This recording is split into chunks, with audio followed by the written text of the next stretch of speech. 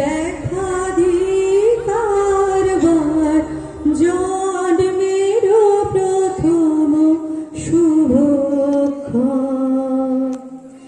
হে নূতন দেখা দিকারবার জন্মের প্রথম শুভক্ষণ। এই বছর আমাদের সবুজ সংঘ দুর্গোৎসব কমিটির 25 বছর উপলক্ষে আমরা রবীন্দ্র জন্মজয়ন্তী পালনে সমবেত হয়েছি। যদিও রবীন্দ্রনাথ আমাদের আপামর বাঙালির মননে সর্বদাই বিরাজমান, তবু কেন জানি না বারবারই একথা মনে হচ্ছে চারপাশের পরিস্থিতি পর্যবেক্ষণ করে কবিগুরুর প্রতিটি লেখা যেন আরো বেশি করে প্রাসঙ্গিক হয়ে উঠছে।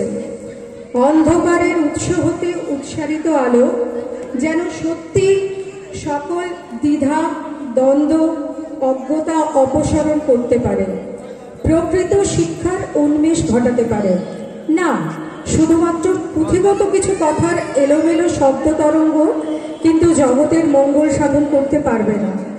সার্বিক উন্নতি বা উত্তরণের জন্য প্রয়োজন জ্ঞানের উপলব্ধি, তার অবিরাম চর্চা এবং অহংকারের বিসর্জন।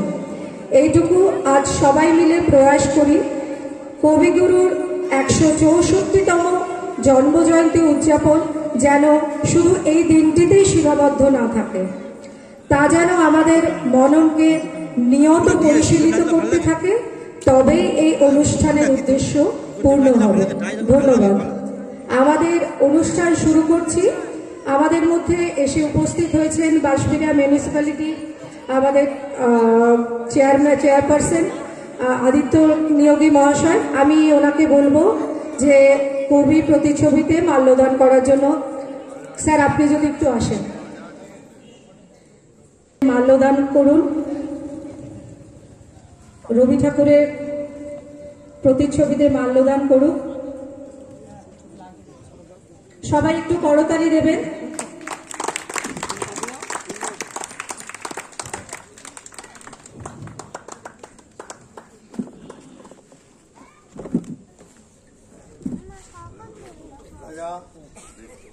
সুশঙ্কর বণিক মহাশয় ফুল দিয়ে ঠাকুরের সামনে রাখছেন।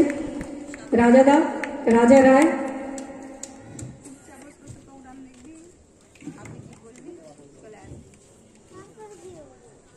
অজিত মুখার্জি বাবা, হ্যাঁ